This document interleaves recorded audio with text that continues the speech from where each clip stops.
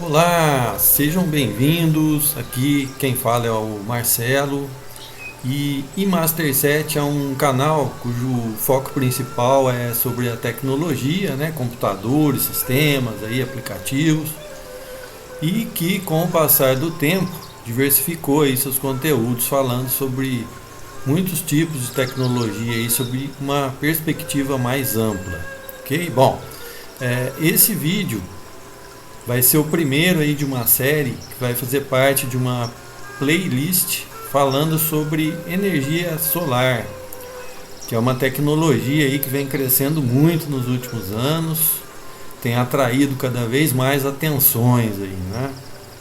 Bom, acredito que esse aprendizado o ajudará a decidir aí sobre a melhor opção para o seu caso, mesmo que não seja você próprio que vai montar o seu sistema. Você vai saber tratar aí desses termos e conversar de igual para igual aí com profissionais desse tipo de serviço, ok? Bom, vocês estão vendo aqui nesse slide inicial que nosso foco vai ser na microgeração, ok? Os principais modelos aí nesse contexto, vantagens, desvantagens e alguns equipamentos, os principais aí, suas funções, ok? Vamos lá então? Então vamos lá. Fiquem ligados aí. Bom, primeiro, como eu destaquei, né, o foco nosso dessa apresentação vai ser a microgeração de energia, né, que é mais voltado para instalações em residência, pequenos comércios, coisas desse tipo. E o portal solar, ele define aí a microgeração quando você gera até 100 kW, ok? Então ele pode visar apenas a economia, né, nesse tipo de modelo, apenas a economia de energia ou economia e continuidade, que eu chamaria de contingência aí. Okay? Os dois modelos são o on-grid, que ele tem mais foco na economia, a gente vai falar mais sobre isso nos próximos slides, e o off-grid, que ele tem foco tanto na economia quanto na continuidade. Ok? Vamos conhecer esses modelos então? Então vamos lá. As principais características então desses modelos. Bom, ambos obtêm a energia aí dos painéis fotovoltaicos, que é um dos equipamentos que a gente vai apresentar aqui necessários. Talvez o primeiro aí que eu vou falar para vocês, ok? São painéis que vão captar a energia do sol. Bom, o on-grid ou grid tie, ele injeta a energia diretamente na rede da concessionária de energia, ok? Ele transforma, entre aspas, a rede da concessionária em um armazenamento para você.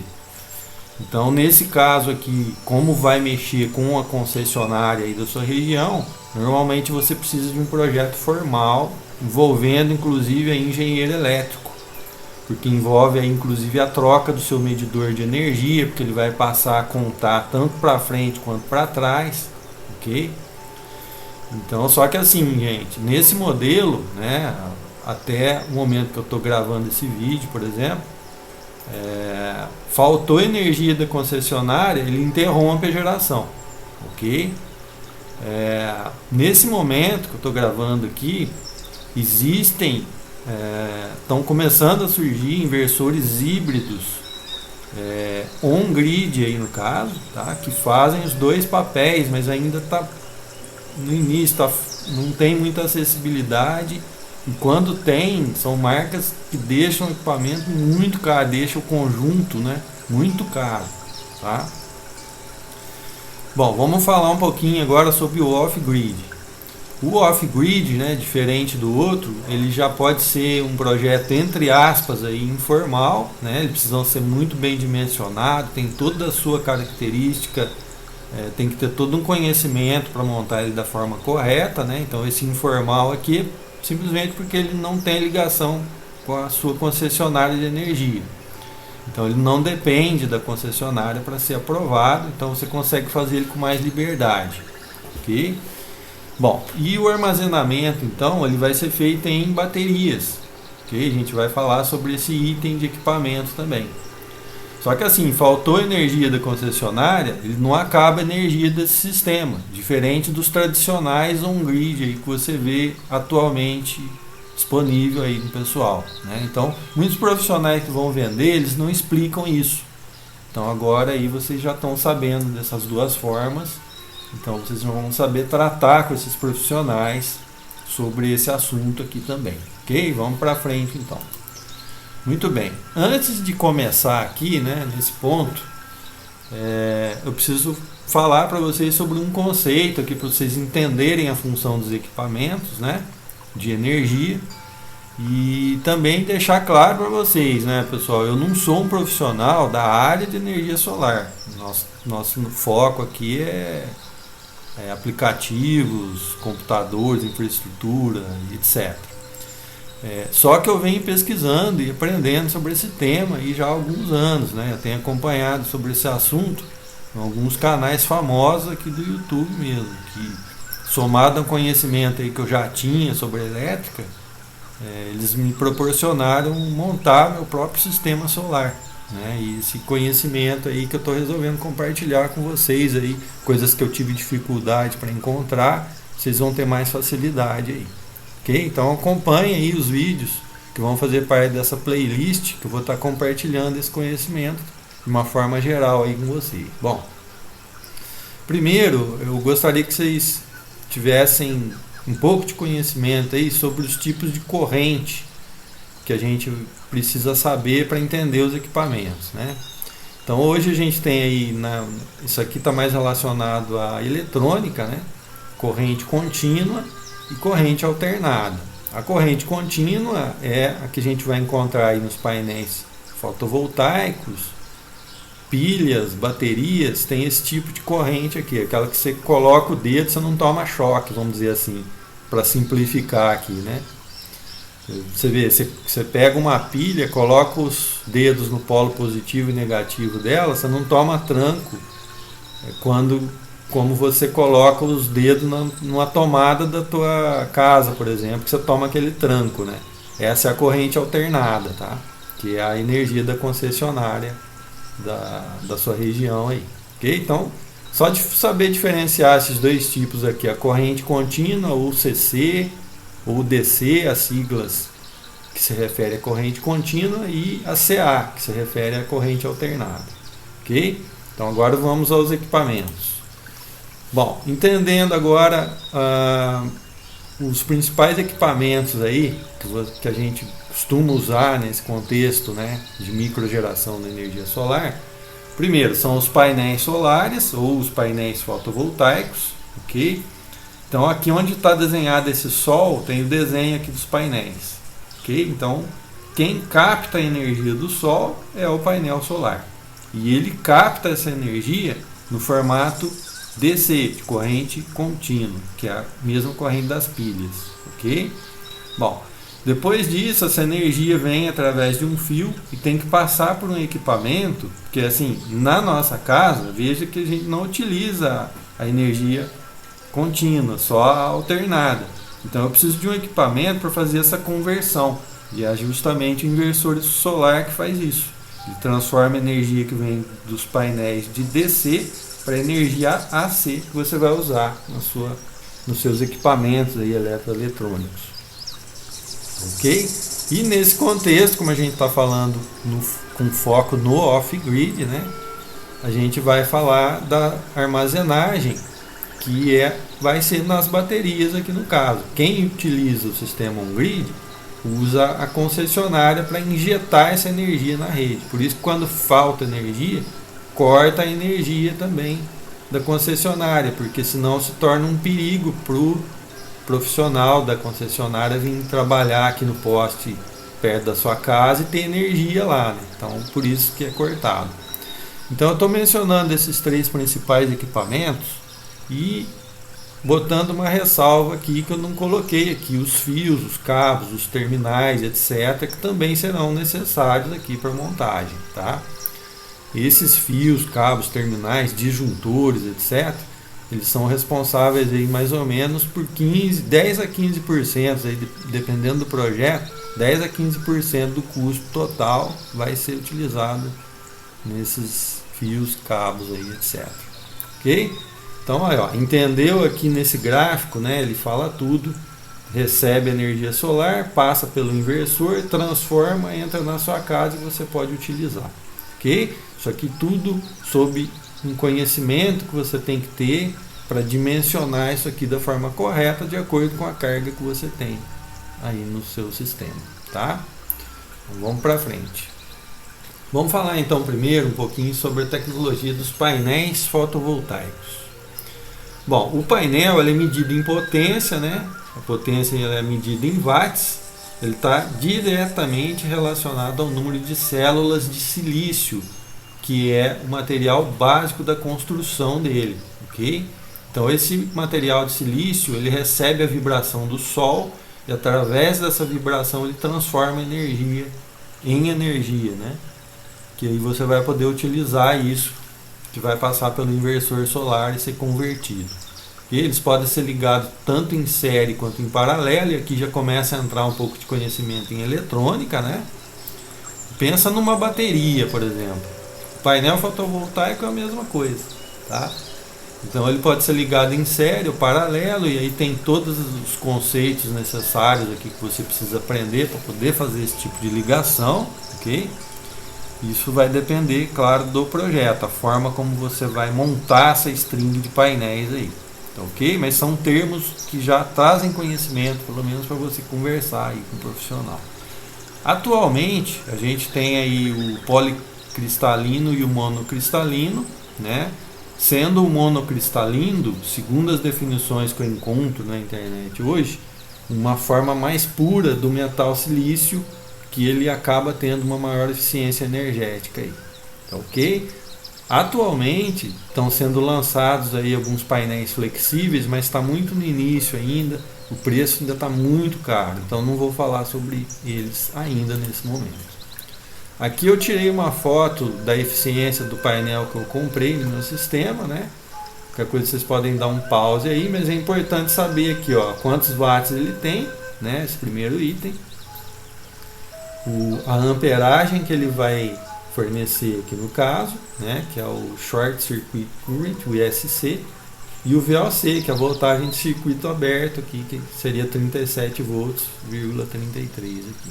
Tá? Isso aqui a gente não vai falar sobre esse tipo de detalhe aqui, mas são informações para vocês já se acostumarem aí quando conversar com um profissional. Procurem sempre pelo símbolo do Imetro, né? Sugiro a vocês isso, com eficiência A de painel aqui, que eles vão ter mais eficiência de geração. Tá ok? Então, isso é sobre o painel.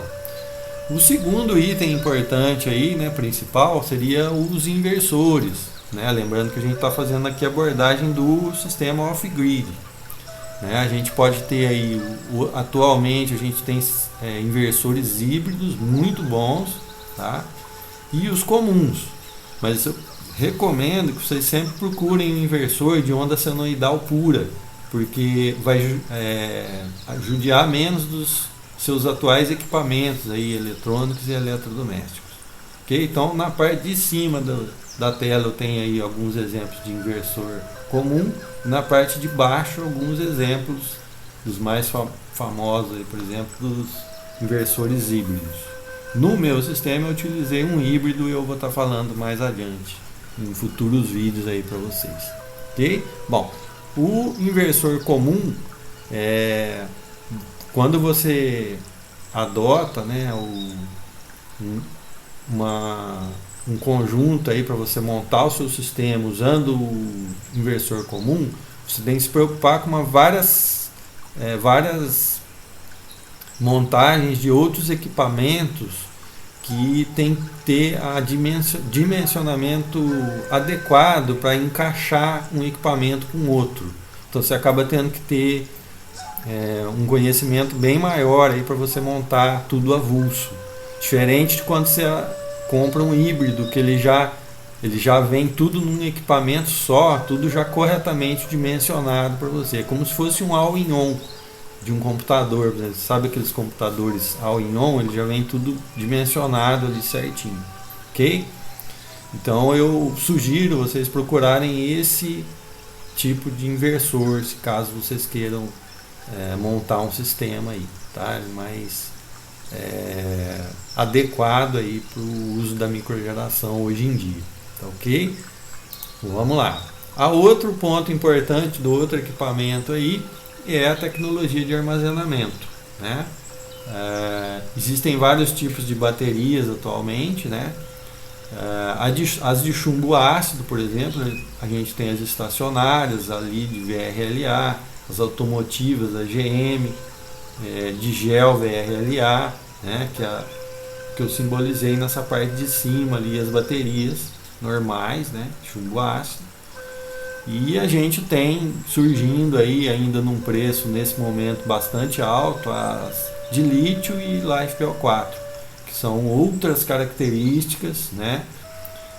Elas foram lançadas aí mais recentemente, mas estão se tornando comum aí na utilização do sistema também, quem tem grana para investir aí, tá? Para esses dois tipos aqui são cuidados e preparações diferentes aí para começar a utilizar no sistema, tá ok? Hoje existem inversores híbridos aí que funcionam com 24 volts, né? Então você teria que ter duas baterias estacionárias, por exemplo, aí de 12 cada uma e ligá-las em série para dar o 24.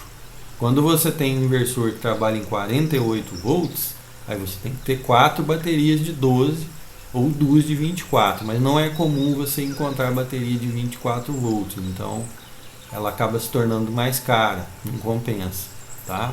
Mas aí já é conhecimento de eletrônica, né? E para fazer o conjunto das de lítio ou LiFePO4 utiliza esse mesmo princípio, ok? Então, vamos lá. Finalizando aí então, né, algumas considerações finais aí, mas não menos importantes, né? Eu queria destacar para vocês aí nos futuros vídeos, eu vou mostrar um projeto para vocês aí que é no mínimo diferenciado aí, com algumas adequações diferentes aí que você normalmente não vê por aí, tá? Fiquem ligados aí. Já peço aí que você deixe seu like, seu comentário aí, caso tenha ficado alguma dúvida, né? E alguma sugestão desse tipo de conteúdo que você quiser abordar dentro da experiência que eu tive aqui, a gente está à disposição aí para responder, ok? Então vamos às considerações finais aí. Bom, primeiro, se você está interessado aí mesmo para conversar com um profissional, você tem que ter um conhecimento aí para analisar a potência ou a carga que você vai utilizar no teu sistema.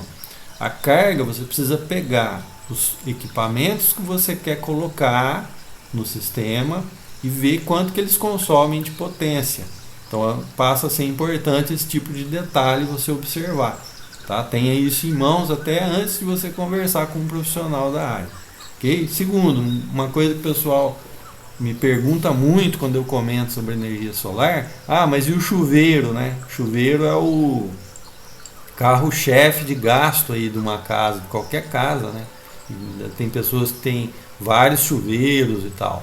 Bom, jamais você deve ligar chuveiro no inversor. Até existem inversores que suportam a quantidade absurda de watts aí que ele consome. Vão ser inversores muito caros, não vai compensar, tá?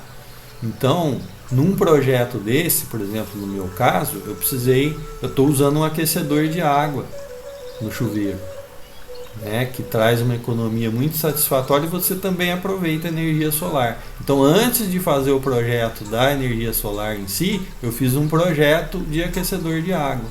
Eu fiz um curso e eu mesmo montei meu aquecedor de água aqui. Isso já fazem alguns anos, está funcionando bem até hoje. Uma das melhores coisas que eu fiz em casa foi isso. E eu aconselho aí para vocês, em cima dessa experiência que eu tive, tá ok? Bom, segundo, se você, lógico, quiser você mesmo entender mais a respeito, e enfim, é um assunto que está se tornando bem comum hoje em dia, né? Arrumar um tempo aí e fazer um curso, mesmo que online, para entender melhor aí sobre o dimensionamento do sistema e tal, né? Mesmo que não for você que for montar, mas existem cursos curtos aí que trazem conteúdo bastante interessante hoje na internet, tá? Bom, E também, se você quiser saber mais, né, vai ser conhecimento, vai ser necessário aí conhecimento de elétrica e eletrônica também, né? Bom, no geral, gente, a experiência que eu tive, o custo com energia, com esse tipo de projeto, ainda é alto, né, para montar um sistema realmente viável, tá? Não estou falando de colocar uma placa lá, esticar um fio, começar a usar em uma gambiarra, não, tá? Tô falando de coisa oficial aí que viável de você usar na sua casa realmente. E assim, eu notei que as autoridades também não colaboram muito, não. É mais narrativa que existe aí. Ah, vai baixar isso, vai baixar aquilo, mas fica só no diz que me diz e os preços das coisas aí um absurdo de caro. Tá? Então, se preparem aí. E também, sempre é necessário, né, se você se propor a montar o seu próprio sistema, ter muito cuidado aí com a sua segurança quando o assunto é energia elétrica, ok? Sempre tem um risco aí, você tem que entender para mexer. Se você não tiver seguro do que você está fazendo, contrata um profissional, deixa ele fazer para você. Vai gastar o dobro aí, mas pelo menos, né, uma forma mais segura de fazer aí, ok? Então é isso, pessoal. Fico por aqui. Qualquer dúvida aí, sugestão, deixem nos comentários. Valeu? Até o próximo vídeo.